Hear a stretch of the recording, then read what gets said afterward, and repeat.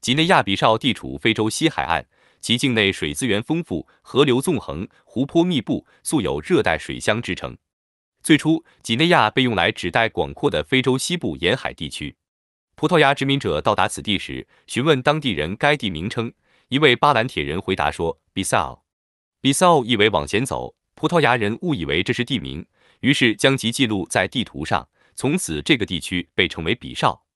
为了避免与同区域的其他地方混淆，葡萄牙人在比绍前加上了地理区域几内亚，最终形成几内亚比绍的国名。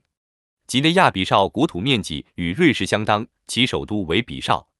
虽然该地区的历史尚未得到考古学的广泛记载，但早在公元1000年，这里就已存在狩猎采集者。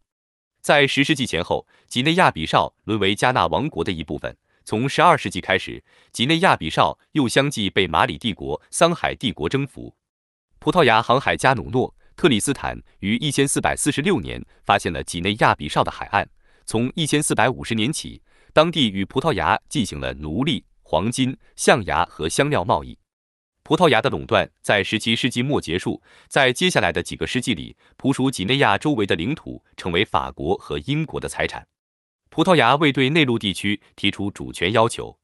直到1885年柏林会议后，几内亚比绍才正式划归为葡萄牙势力范围。几内亚比绍是最早受到大西洋奴隶贸易影响的地区之一，奴隶在发展种植园经济，特别是在佛得角方面发挥了重要作用。18世纪后期，欧洲国家逐渐开始减缓甚至废除奴隶贸易。19世纪上半叶，英国海军与美国海军曾试图拦截几内亚海岸的奴隶贩子，限制奴隶供应反而抬高了价格，加剧了非法奴隶贸易活动。到1915年，葡萄牙人深入内陆，在与当地居民的数次战争后，控制了几内亚比绍全境领土。与其他殖民国家不同，当地行政管理由混血佛得角人而非原住民执行，葡萄牙殖民政权压迫性极强。尤其是在1926年独裁者萨拉查掌权后，当地居民自1936年以来一直反对葡萄牙殖民政权。1956年，阿米尔卡·卡布拉尔创建了几内亚和佛得角非洲独立党。经过长达10余年的不懈斗争，几内亚比绍于1973年9月24日宣告独立。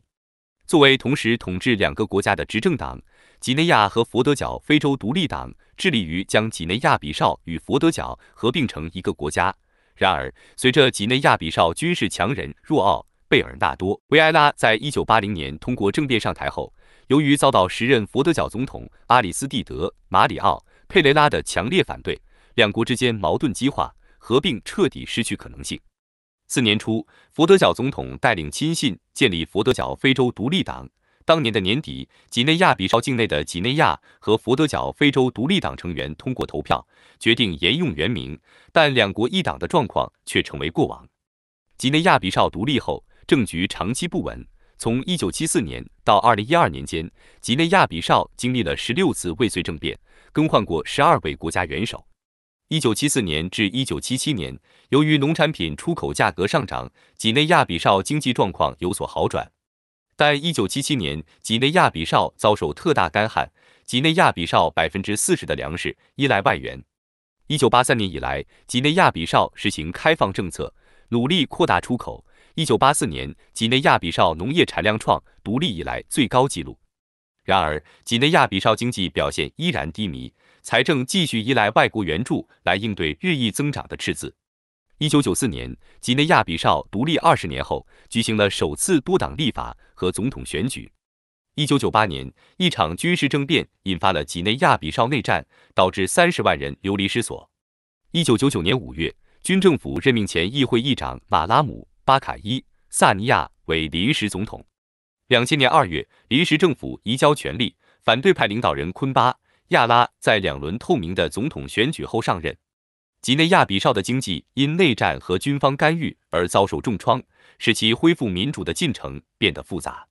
2003年9月，由武装部队总参谋长维里西莫·科雷亚·塞亚布拉领导的军事政变爆发，时任总统昆巴·亚拉和总理马里奥·皮雷斯被软禁。2004年10月，军事派系叛变导致塞亚布拉身亡，引发大范围骚乱。几内亚比绍军事领导人承诺尊重宪法继承顺序。国民议会议长雷蒙多·佩雷拉被任命为临时总统，直至2009年6月28日全国大选。2012年1月9日，总统桑哈因糖尿病并发症去世，佩雷拉再次被任命为临时总统。